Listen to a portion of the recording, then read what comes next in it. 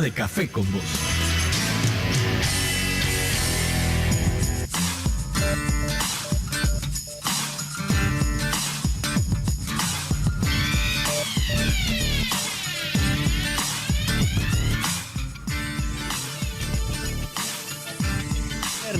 Viernes 21 de noviembre del año 2014. Yo siempre agradecido de que ustedes estén listos para tomarse el saborcito de la mañana con nosotros en este día. Gracias también por sintonizarnos a través del canal de noticias de Nicaragua, CDNN 23 o canal 99 en el cable, y además sintonizarnos en esta red de emisoras que todos los días están siempre dispuestas a llevarles a ustedes el café. Café con Vos agradece a la red de radios Radio Rumbos en Rivas, Radio Universidad y Radio Mundial en Managua, Radio Darío en León y Radio La Costeñísima en Bluefields. Ahora seguimos con Luis Galeano y más del programa Café con Vos. Y gracias también a quienes nos están siempre comentando, preguntando, recomendando a través de nuestras redes sociales Café con Vos Ni en Facebook, @Café con Vos Ni en Twitter, y también a quienes nos ven en nuestro canal de YouTube Café con Vos. Más adelante en el programa estaremos hablando sobre cuán seguras son las escuelas de nuestro país. Los movimientos que luchan contra el abuso sexual señalan que a pesar de que las escuelas se considera un sitio en el que nuestros hijos deberían de estar seguros, por lo menos, ¿verdad? Ocupa el segundo lugar, este sitio que consideramos seguro, ocupa el segundo lugar como del mayor inseguro para nuestros hijos, de acuerdo a los movimientos que luchan contra el abuso sexual. Vamos a estar hablando de esto más adelante, así que pendientes. Vamos a estar también analizando lo que pasó ayer en el tema del canal interoceánico, porque se dieron algunos datos, algunos detalles. Vamos a tener algunas declaraciones de algunas personas que formaron parte de este foro, para que usted tenga también alguna información puntual de lo que ocurrió ayer. Así que no se despeguen, porque todo esto y mucho más acá en Café con Vos. Del presupuesto de Nicaragua depende una educación de mejor calidad para niños y niñas en las escuelas, mejores aulas, pupitres y útiles escolares, más acceso al agua potable en escuelas, barrios y comarcas, más médicos y medicinas en los hospitales y centros de salud, más seguridad ciudadana en las calles, barrios y áreas públicas, mejores calles, caminos y carreteras. El presupuesto es tu dinero, conocerlo es tu responsabilidad. Visita en la web nuestropresupuesto.org. Un mensaje del IEP.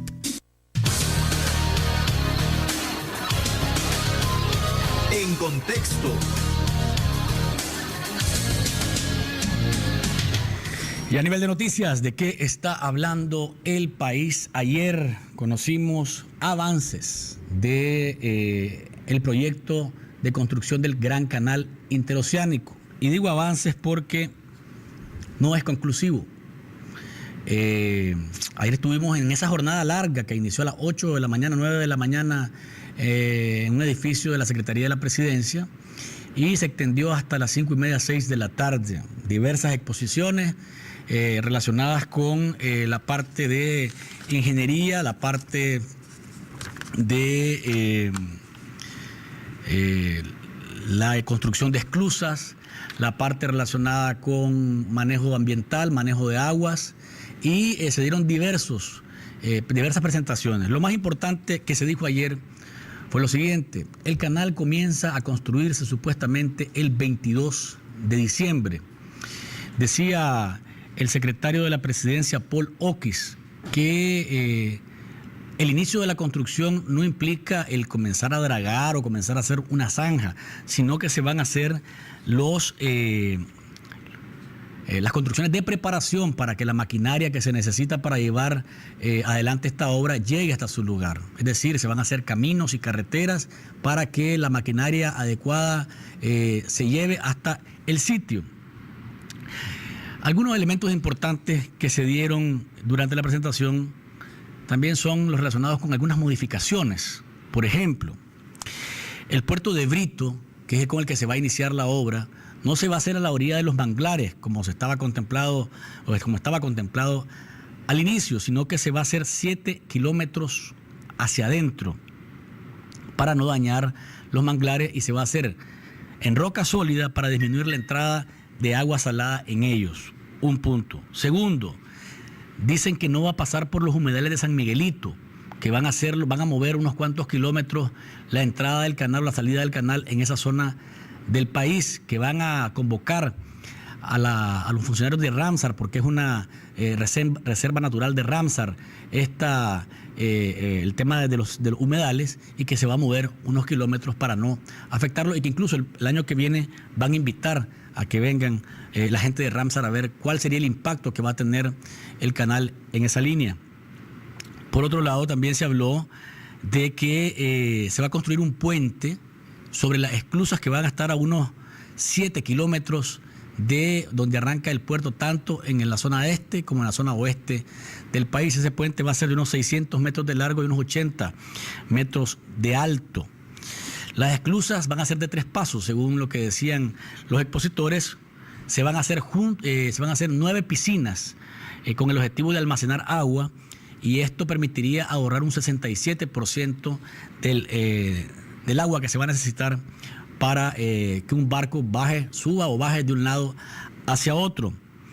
Hay un punto importante que lo decían ayer también: no van a dinamitar el lago, no van a usar dinamita en el lago como se había anunciado, sino que se va a dragar por etapas hasta el punto de llegar a los 25, 30 metros que se necesita de profundidad para que los barcos lleguen.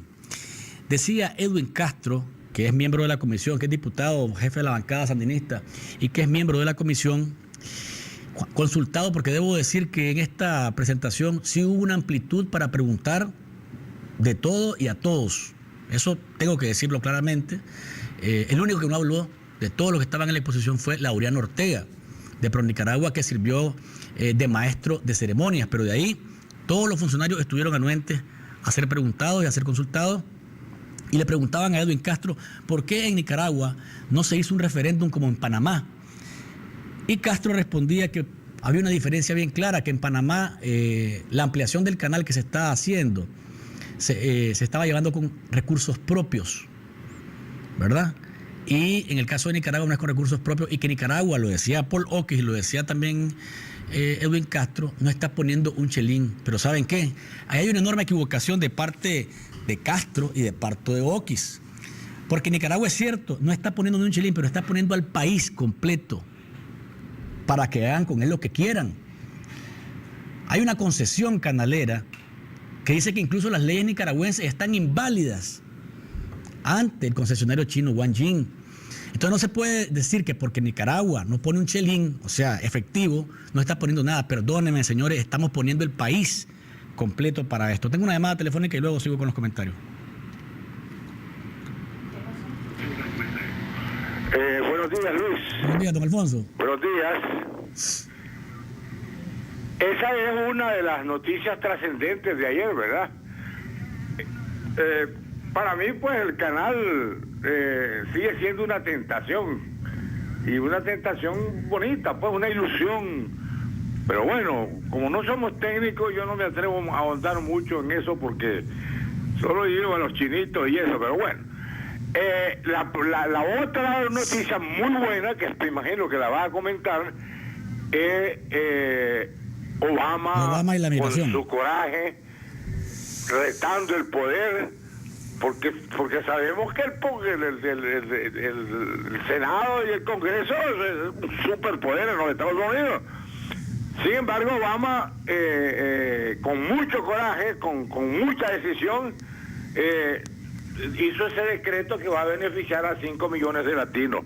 Y como nosotros nos alegramos de todo lo bueno que le pase a nuestros compatriotas, y recordemos además que las remesas es un renglón importante en la economía de Nicaragua, pues hombre, le damos gracias a Dios de que el presidente de los Estados Unidos haya hecho ese reto al poder, que no sabemos las consecuencias que va a tener, pero las consecuencias buenas para los latinos, pues, o para los inmigrantes en general, sí son buenas. Así que estamos contentos, y ojalá que nos sigan pasando cosas como esa.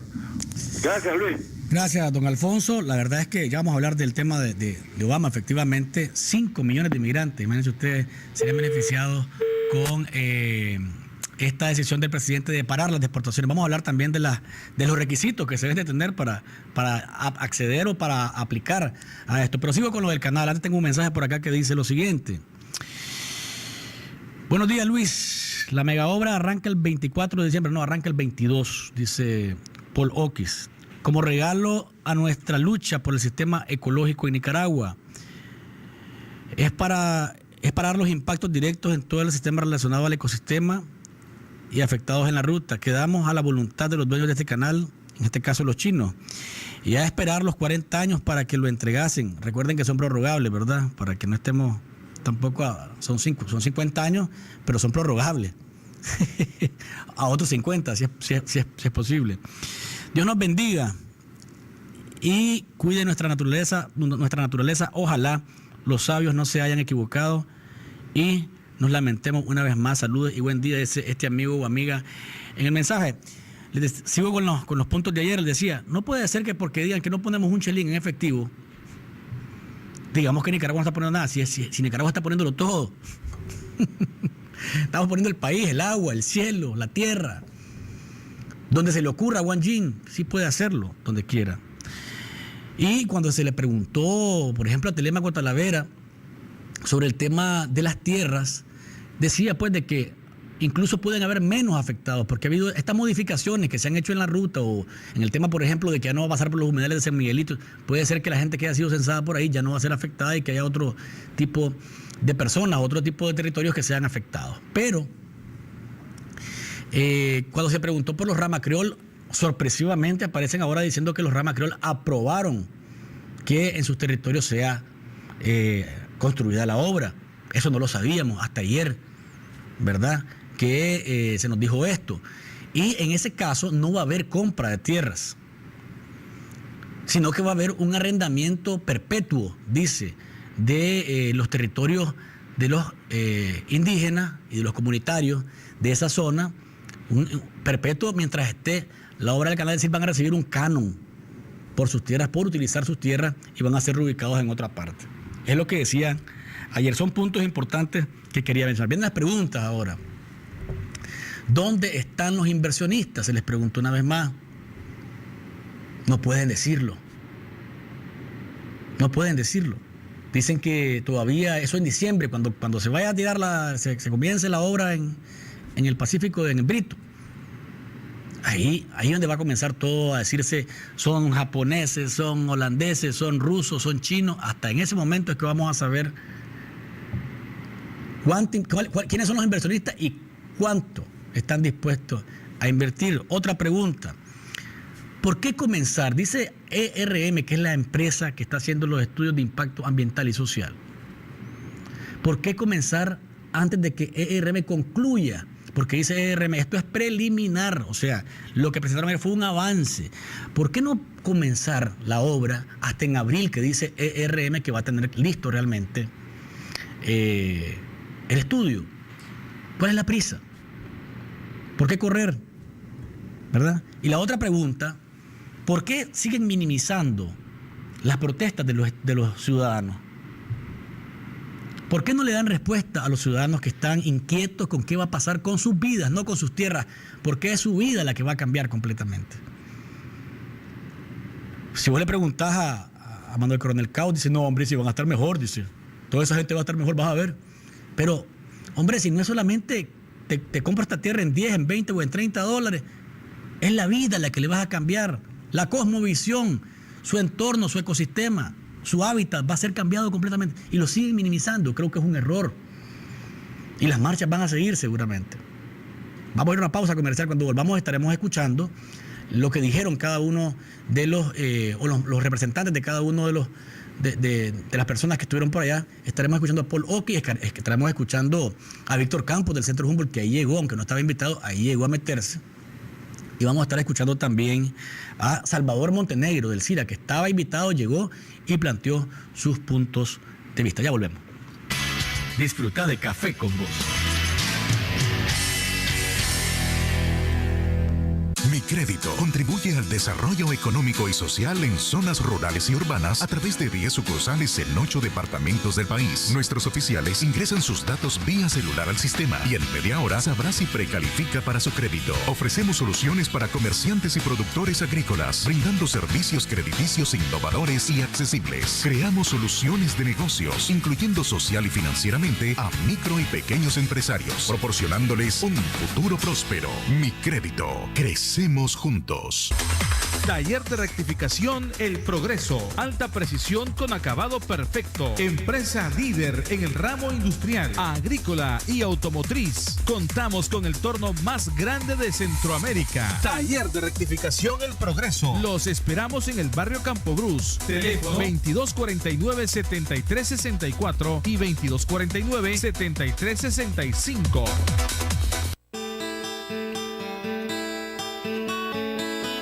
Del presupuesto de Nicaragua depende una educación de mejor calidad para niños y niñas en las escuelas, mejores aulas, pupitres y útiles escolares, más acceso al agua potable en escuelas, barrios y comarcas, más médicos y medicinas en los hospitales y centros de salud, más seguridad ciudadana en las calles, barrios y áreas públicas, mejores calles, caminos y carreteras. El presupuesto es tu dinero. Conocerlo es tu responsabilidad. Visita en la web nuestropresupuesto.org. Un mensaje del IEP. Cuando llegué a mi primera reunión estaba muy asustado y no sabía con qué me iba a encontrar. ¿Un grupo de adictos reunidos ayudándose unos a otros? Por favor. No importa lo que decía, nadie se sorprendía. Otras personas habían sentido lo mismo que yo. Tantos años estuve solo, ahora no. Es posible parar de consumir drogas. Las pruebas son las reuniones, pero tienes que venir. Llama a Narcóticos Anónimos. Libre, gratuito, confidencial. Línea de ayuda 8374-7845. Podemos ayudarte. ¿Y vos qué pensás? Legalizarlo es justo y humano. Cuando es la única alternativa médica para salvar la vida de una mujer. Cuando hay una grave malformación congénita incompatible con la vida. O cuando es un embarazo producto de violación. El 98% de los países en el mundo lo permiten. En Nicaragua lo penalizan. Aborto terapéutico. ¿Y vos qué pensás? El costo de la vida ya no se aguanta. Cada semana sube el precio de la gasolina, la comida, el gas, la luz, los zapatos, la ropa. Todo está más caro. Los reales no ajustan ni para los 3 tiempos de comida. Dicen que estamos mejor, pero yo sigo sin trabajo. En mi familia no sentimos esa mejoría. Entonces, ¿quiénes son los que están mejor?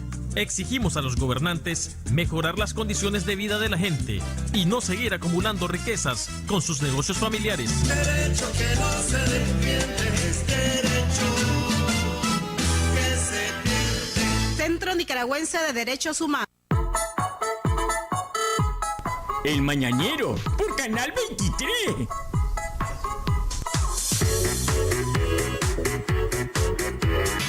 Disfruta de Café con Vos.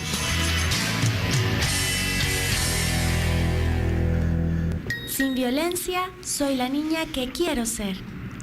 Una niña que hace deportes o juega con niños no es marimacha ni es hombrejona. Tiene los mismos derechos que nosotros a jugar, porque sin violencia puede ser la niña que quiere ser.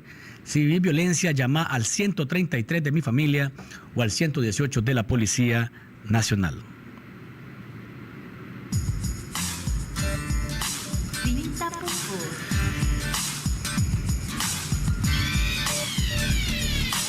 Estamos de regreso, mis oyentes y televidentes del Saborcito de la Mañana. Bájame un poquito al fondo, por favor. Un poquito al fondo, gracias, muy amable. Seguimos acá, amigos. Vamos a comenzar dentro de un momento con Lorna Nolori del Movimiento contra el Abuso Sexual. Pero antes quiero que escuchemos lo que decía ayer Paul Oquis, el secretario de la Presidencia, sobre el tema del canal interoceánico al presentar avances de lo que sería esta obra en el país. Café con Vos, el saborcito de la mañana. Bueno, se está haciendo ajustes precisamente tal como se vio en la presentación que se acabe de hacer con el el objetivo de minimizar el impacto ambiental con el objetivo de minimizar el impacto social. Entonces, al encontrar situaciones ambientales o sociales, se han hecho ajustes en los planes. Eso es un progreso de factibilidad que toma en cuenta estos factores y se está mejorando el diseño.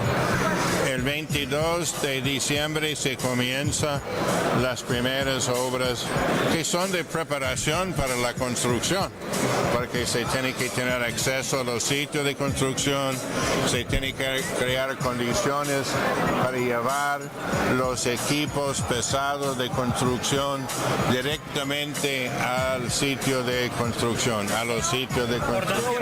Café con Voz, el saborcito de la mañana. Es lo que decía Oki, escuchemos lo que decía Salvador Montenegro, ¿verdad? Salvador Montenegro, que fue prácticamente obligado a salir de la dirección del CIRA por pronunciarse por el canal. Hay una gráfica que logramos nosotros en la que está Montenegro hablando con los periodistas y de fondo está el diputado Ben Castro, está el hijo del presidente Ortega, Laureano Ortega, y están otros funcionarios comentando, entre ellos lo que pasaba con Montenegro, que llamó la atención porque llegó hasta la Secretaría de la Presidencia a decir lo que pensaba de el anuncio que se estaba haciendo. Cara a las decisiones que hemos escuchado sobre la ruta. Sin embargo, desafortunadamente, lo que hemos escuchado no se corresponde con el nivel de responsabilidad que esta empresa debe tener para justificar unas decisiones tan serias y tan profundas y de tanta trascendencia para el destino de Nicaragua. ¿Preguntas como cuáles, doctor?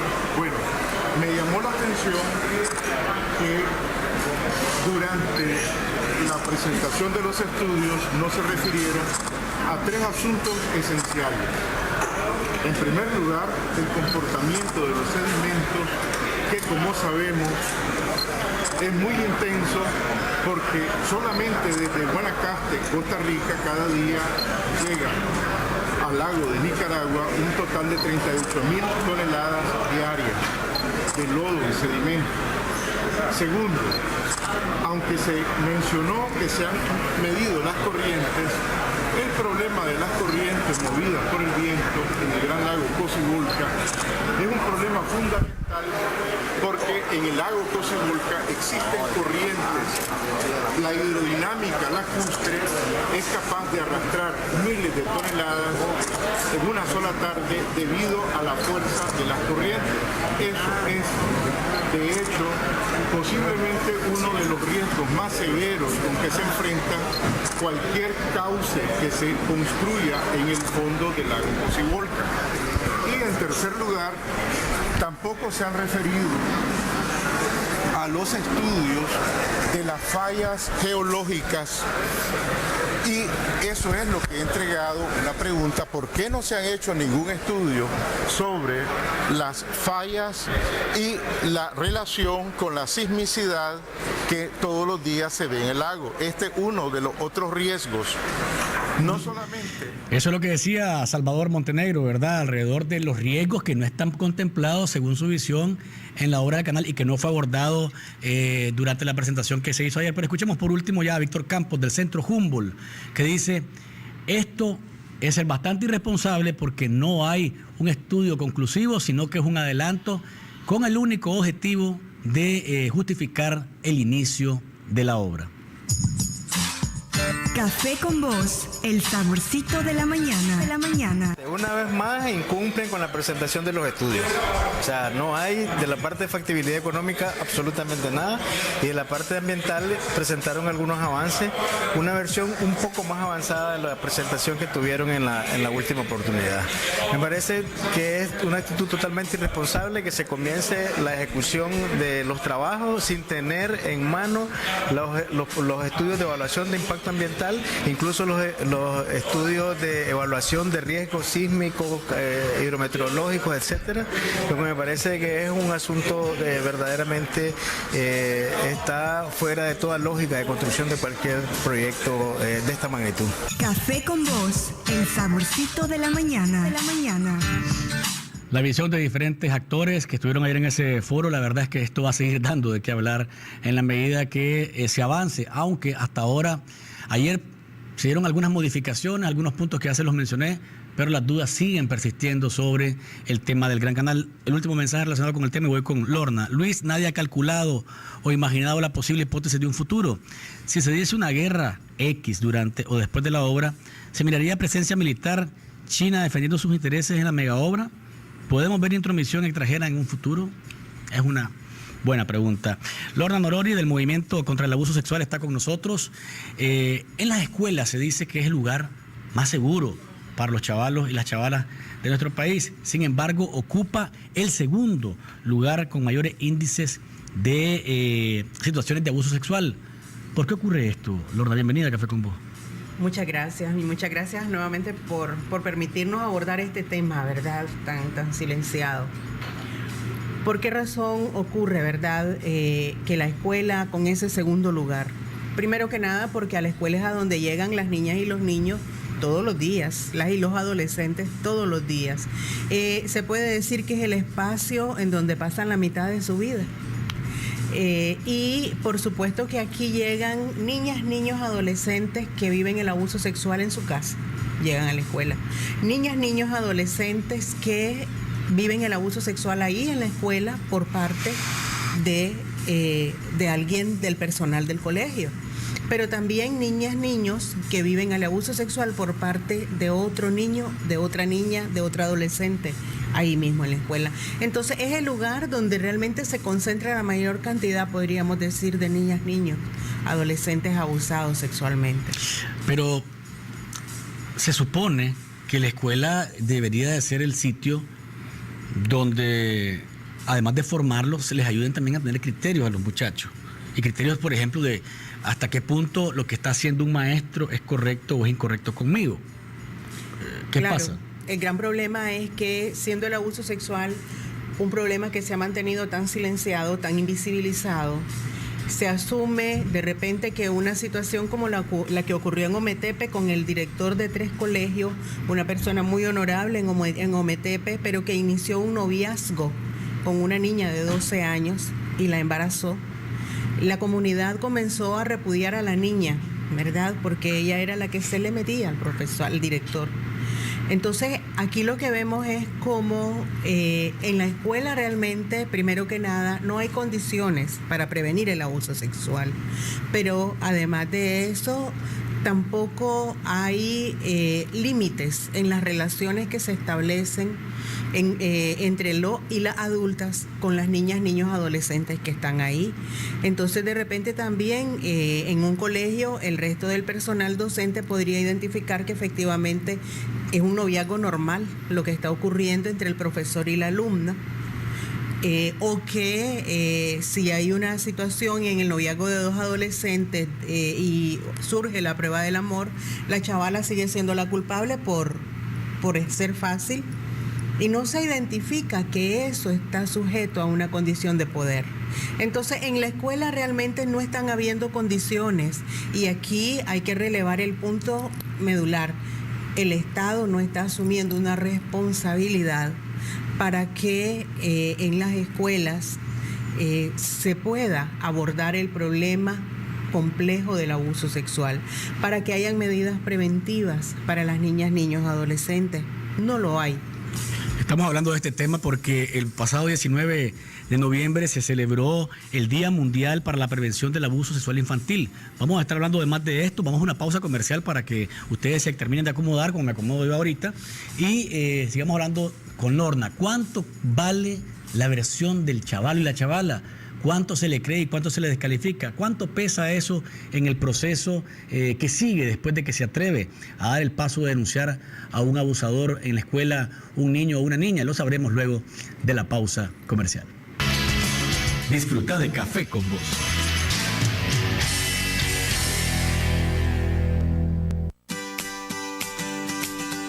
nacimos iguales.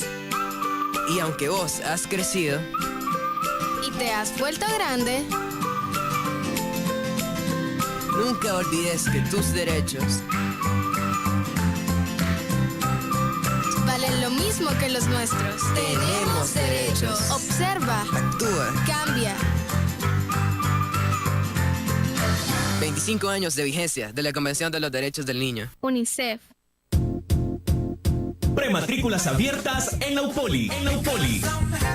La oportunidad de ser un profesional con éxito está cerca de vos. Decídete por la UPOLI. Estudia con los mejores. 47 años de experiencia nos respaldan. Las prematrículas estarán abiertas a partir del 13 de octubre. Para mayor información, visita www.upoli.edu.ni o llámanos al 2289-7740. Estudia con los mejores. UPOLI, 47 años sirviendo a la comunidad. En Navidad, Premia Banpro sí te premia. Por eso en estas fiestas premiamos tu lealtad. Por cada 50 córdobas de compra con tus tarjetas Premia Banpro, acumulas una acción y doble acción al pagar tus servicios por telepagos 1-800-1530 para participar en la rifa de una Prado o 2 Hilux o 1.300.000 córdobas. En Navidad, Premia Banpro sí te premia. Que pases junto a tus seres queridos muy felices fiestas. Premia la tarjeta de Banpro que sí te premia. Banpro, Grupo Promérica. Los defensores y defensoras de derechos humanos luchamos por una Nicaragua donde haya justicia, libertad, igualdad y respeto a la diversidad. Actuamos contra la violencia, la impunidad, la desigualdad, la discriminación y la represión en defensa de la democracia. Por eso nos descalifican y obstaculizan nuestra labor. Pero seguiremos asumiendo el desafío de enfrentar al poder que los viola. Defender derechos es un derecho. Derecho que no se defiende es derecho. Centro Nicaragüense de Derechos Humanos. Del presupuesto de Nicaragua depende una educación de mejor calidad para niños y niñas en las escuelas, mejores aulas, pupitres y útiles escolares, más acceso al agua potable en escuelas, barrios y comarcas, más médicos y medicinas en los hospitales y centros de salud, más seguridad ciudadana en las calles, barrios y áreas públicas, mejores calles, caminos y carreteras. El presupuesto es tu dinero. Conocerlo es tu responsabilidad. Visita en la web nuestropresupuesto.org. Un mensaje del IEP. ¿Y vos por qué no vas a la escuela? Cuando las niñas no vamos a la escuela, vivimos en violencia. En la escuela aprendemos a protegernos y desarrollamos nuestros talentos. ¿Y yo puedo ir a la escuela?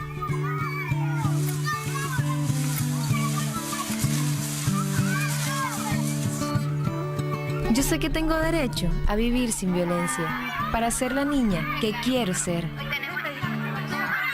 Sin violencia, soy la niña que quiero ser.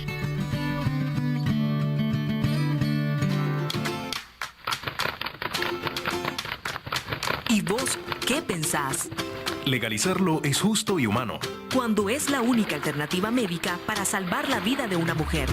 Cuando hay una grave malformación congénita incompatible con la vida. O cuando es un embarazo producto de violación. El 98% de los países en el mundo lo permiten. En Nicaragua lo penalizan.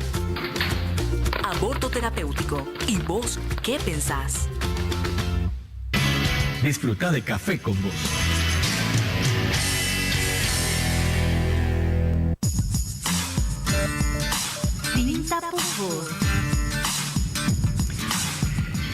Amigos y amigas, seguimos en Café con Vos. Gracias por seguir en sintonía nuestra a través del canal de noticias de Nicaragua CDNN 23 y a través de la red de radios, Radio Universidad, Radio Rumbos, La Costeñísima y Radio Darío. Estamos conversando esta mañana con Lorna Norori del Movimiento contra el Abuso Sexual a propósito de que el pasado 19 de noviembre se celebró el Día Mundial para la Prevención del Abuso Sexual Infantil. Te decía antes de la pausa, Lorna, ¿cuánto pesa creerle al muchacho o a la muchacha? Porque es decir, si en la escuela pasa algo y él lo denuncia a otro maestro, a lo mejor a la directora o incluso a sus padres, ¿cuánto cuesta, cuánto cuenta el creerle o decirle, vos estás loco? Porque vos, chaval, estás loca, ¿qué estás hablando vos?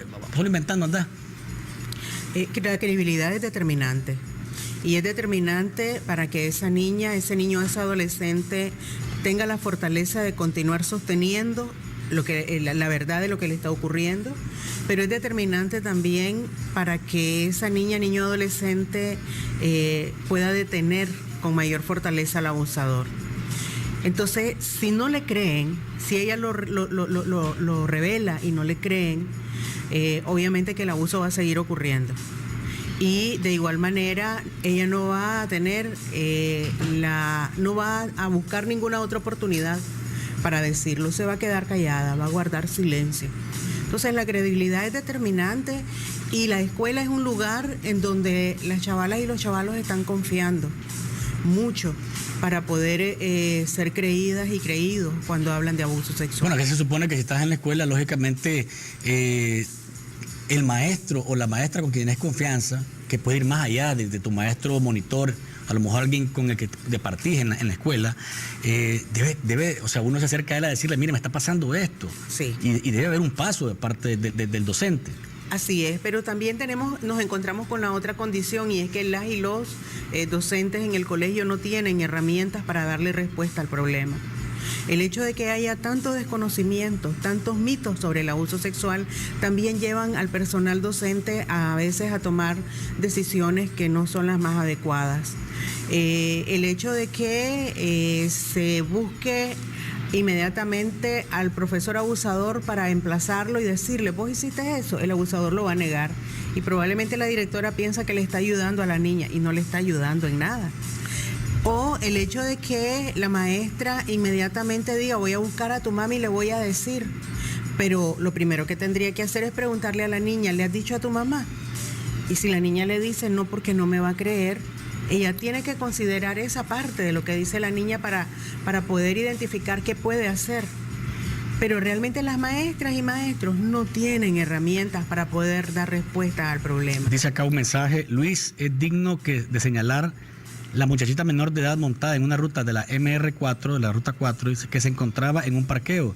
Llegó la policía y llegó el caso de la policía y quedó disuelto sin resolución o aplicación de la ley. Con solo haber estado tocando a una niña en un bus es abuso infantil, dice atentamente Luis Calero. ¿Tenemos una llamada telefónica? Sí, tenemos una llamada telefónica. ¿Aló? Sí, muy buenos días.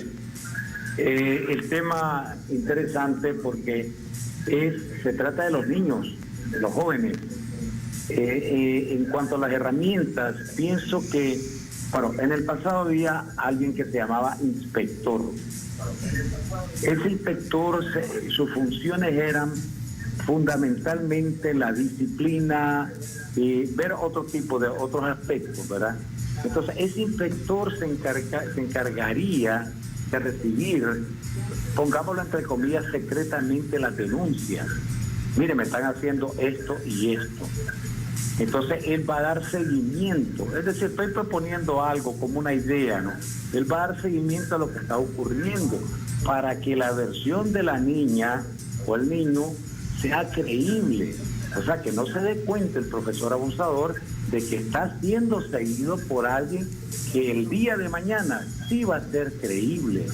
Esa es una idea y podrían crearse otro tipo de herramientas. Hoy en día los celulares tienen video, ¿verdad? Una muchachita habla con la otra muchachita, mira, me están queriendo hacer esto, y entonces ahí se puede filmar. Es decir, la búsqueda de herramientas y de soluciones para que la versión de la niña sea creíble. Pienso que el programa está muy bueno y adelante. Bueno, buenos días. Gracias por su llamada, Lorna. El punto de esto es que pueden haber muy buena voluntad de parte de algunos miembros de la comunidad educativa para darle atención a la problemática o para apoyar a una niña o a un niño, a un adolescente en el colegio. El gran problema de esto es que no tiene tan solo que ver con la voluntad o la sensibilidad humana que tengan las personas, sino que tiene que ver con una responsabilidad que tiene el Estado. Y si en este momento el Ministerio de Educación no lo tiene incorporado, ni siquiera para que sea abordado mínimamente en las aulas escolares, para que los profesores y profesoras tengan mínima preparación sobre este tema, y aún más allá, ni siquiera permite que las organizaciones defensoras de derechos humanos ingresemos a los colegios para poder abordar el tema. Entonces estamos hablando de que hace falta mucho para que podamos darle respuesta al problema, porque no hay voluntad política, porque tampoco se está destinando ningún recurso de parte del Estado para atender el problema. Todo lo contrario, se está buscando cómo invisibilizar cada día más. Y el hecho de que en el Código de Familia se haya incluido a los comités de familia a nivel de la comunidad para dar respuestas a estos problemas, obviamente tiene un propósito, y es el propósito de invisibilizar el problema, de resolverlo de manera privada. O poner una barrera para que la gente no denuncie, porque no es fácil. Obviamente, ¿verdad? Denunciar sí. ante un vecino que mi papá o mi maestro me está abusando. O me encuentro como la situación de Malpaisillo, ¿verdad? En donde el responsable del gabinete de la familia es precisamente quien está siendo acusado por abusar de un niño. ¿Cómo se involucran los jóvenes en esto? ¿Cuánto están haciendo los jóvenes para evitar que estas situaciones se estén dando? Tenemos acá con nosotros también a Yarixa Mendoza, es estudiante de comunicación social de la UCA. Sí. Y es activista del hashtag, no, aquí tiene su micrófono por ahí, no te preocupes, Lorna, gracias. Tiene el hashtag Repito, yo te creo, que ha sido una campaña. La campaña Yo te creo ha sido una campaña del movimiento contra el abuso sexual, pero ahora está con un hashtag que dice Repito, yo te creo. ¿Cuántos se involucran y qué hacen ustedes con esta campaña para que el abuso sexual se combata y se disminuya? Ok, somos dos grupos. Los grupos están de 42 personas. Nos unimos todos. La campaña se presentó el 30 de septiembre y empezamos a realizar pitadas en los diversos puntos de la capital, donde nosotros llevábamos una bubucela, pitábamos y alertábamos a la gente de que el abuso sexual sí se está dando en Nicaragua y es hora de romper el silencio. Visitamos diferentes colegios donde realizábamos charlas, los alumnos estaban activos, preguntaban, y fuimos a diferentes ferias también donde se nos presentaron casos y vivencias de abuso sexual, y nosotros como jóvenes nos sentíamos, o sea, no sabíamos ni qué decir, pero gracias al movimiento ellos nos estuvieron hablando qué podíamos hacer, tomábamos los datos y se los presentábamos a ellos, y ellos apoyan a las personas que están siendo víctimas del abuso sexual. ¿Cuánta receptividad hay en la población? Vos decías, nos ponemos en una esquina, pitamos bubucelas, repartimos algún tipo de información. ¿Cuánta receptividad hay en la gente de este tema? ¿Sentís que es algo que le importa a la gente, que le importa a los jóvenes, o es un tema que no forma parte de la agenda de los nicaragüenses? Bueno, desde el punto de vista, creo de que las personas en diversos puntos, como por ejemplo aquí en la Rotonda de Centroamérica, la gente sí le importó el tema, porque se acercaban y pedían volantes, hablaban del tema, pedían números, pedían correo. Pero en otros puntos creo que la gente, nosotros vimos de cómo nosotros entregábamos la volante y ellos la tiraban al suelo. Y creo que eso no debería de ser, es un tema de que nos afecta a todos y que hay que ponernos las pilas para acabar con esa situación. Lorna, esa actitud de lo último que dice Yarixa, tomar una volante, leerla y tirarla al suelo, hay indiferencia en el nicaragüense, porque a lo mejor dice, esto no pasa en mi familia y no me debe importar.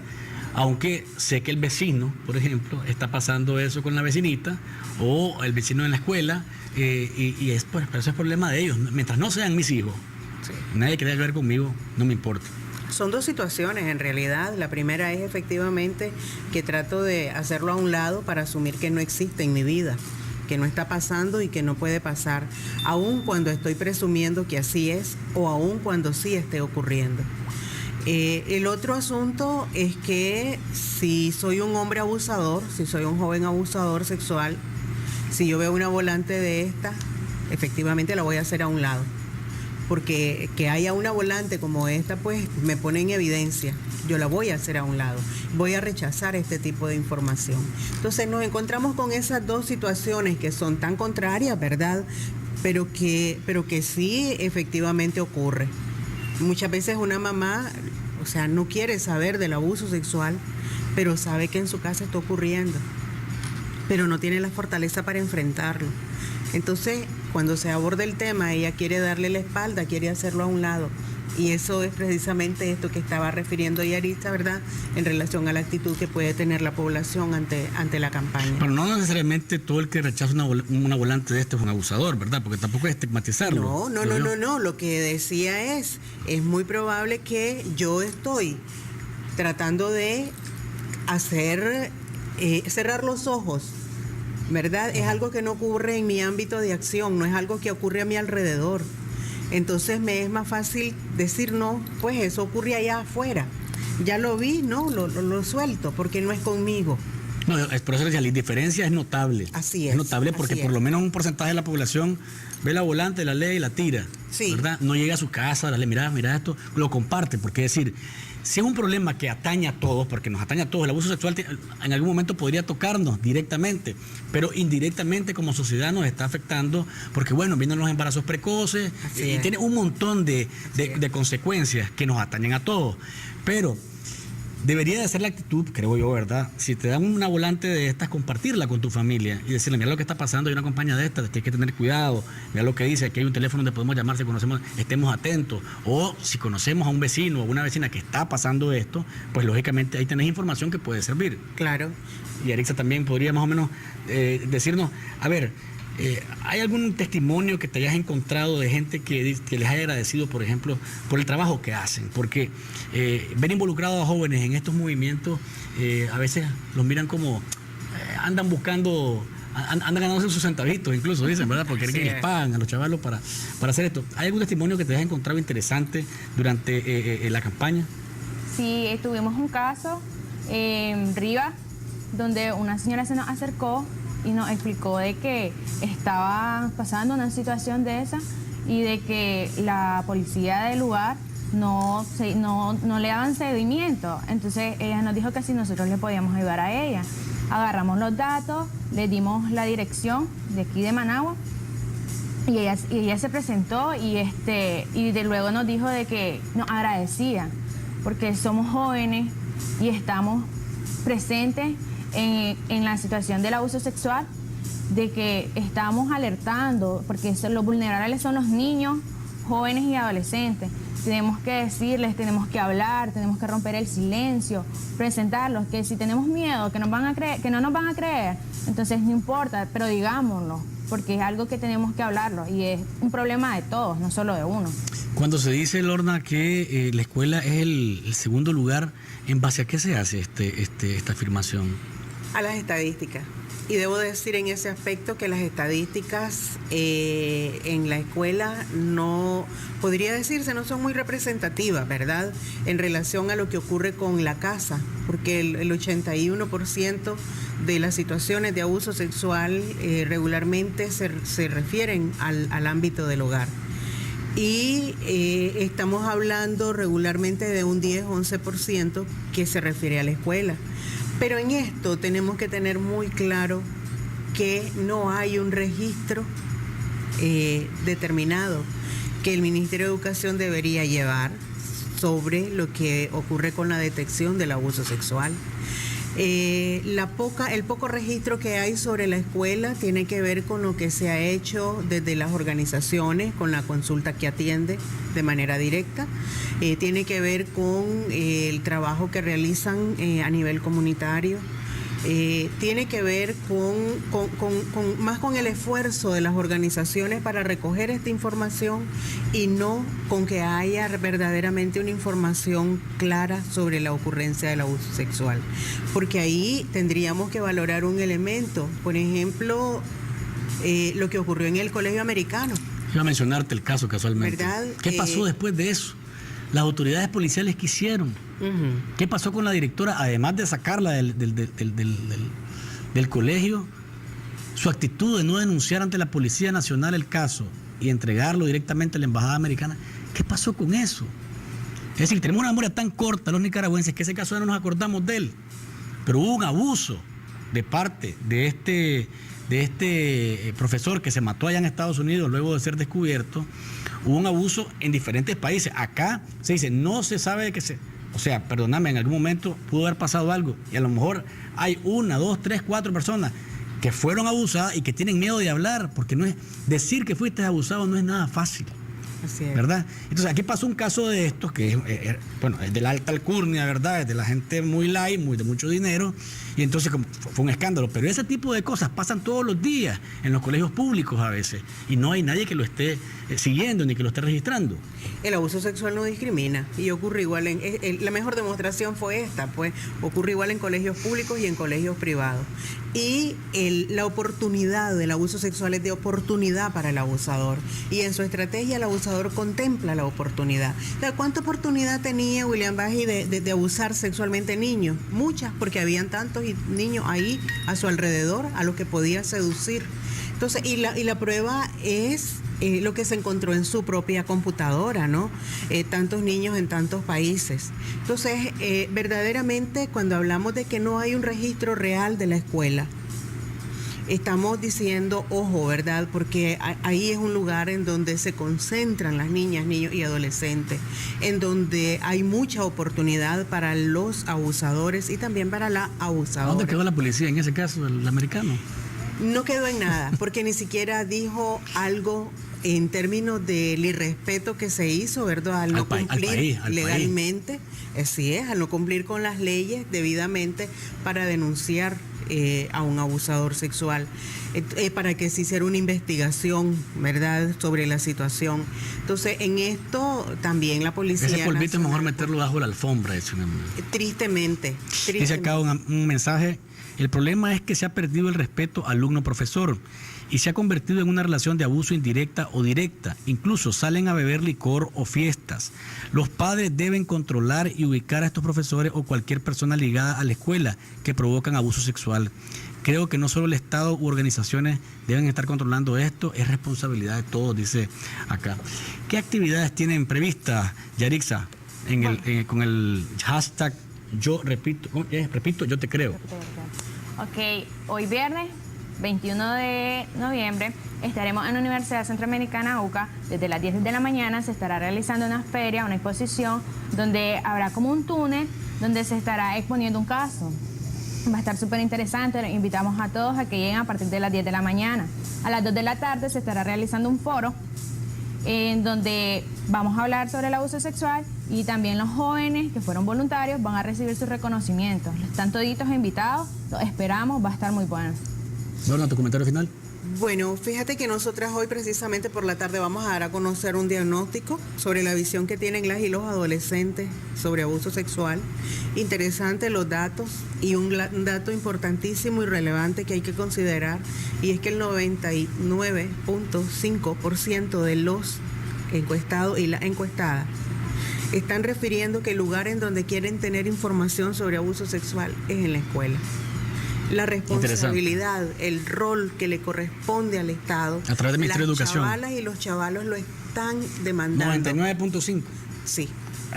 El total, diría yo, pues, de los adolescentes y las adolescentes está pidiendo información interesante. Vamos a ver cuándo podemos hablar del diagnóstico. Por supuesto. Puntualmente. Gracias, Lorna, por habernos acompañado. Gracias, Yadix. Amigos, aquí tengo una fotografía antes de cerrar. Esta fotografía es frente a Movistar, en carretera a Masaya. Para los amigos que nos pueden ver por televisión o los que nos están escuchando por radio, hay una costumbre terrible de los taxistas de parquearse a la orilla de la parada que está frente a Movistar y obligar a que los buses que vienen de Masaya, de Mazatepe y de Ticuantepe se queden en medio de la carretera y bajen a los pasajeros en medio de la carretera. Yo creo que la Policía Nacional debe regular esto, porque lógicamente va a haber más de un lesionado y cuidado, un muerto, porque los buses se paran a toda velocidad y arrancan a toda velocidad también. Entonces, esto es todos los días. Se paran los taxis a la orilla de la bahía y los buses se ven obligados a ocupar el carril de en medio para bajar a sus pasajeros. Va a haber un accidente, por eso estamos haciendo el llamado debido para que las autoridades policiales regulen esto. Esto es todos los días en esa zona de Movistar. Y no quiero irme sin mencionar lo que decía don Alfonso del presidente Obama. 5 millones de migrantes son beneficiados con esta acción ejecutiva, que todavía no es ley, porque podría recurrirse de parte de los republicanos hacia la Corte Suprema de Estados Unidos o vía Congreso derogar esta decisión de no deportar a todas las personas, inmigrantes indocumentados, que hayan entrado a Estados Unidos antes del 1 de enero del año 2020. 10, ¿verdad? Así que es importante esta decisión, pararse Barack Obama ante un Congreso que ya no es dominado por los demócratas. Creo yo que ha sido un paso importante. Ojalá y que se ratifique y se mantenga esta decisión del presidente de Estados Unidos. Amigos televidentes y oyentes, gracias por habernos sintonizado. Nos encontramos el lunes y recuerden, no hay mañana sin café. ¿Estás despierto? Disfruta de Café con Vos.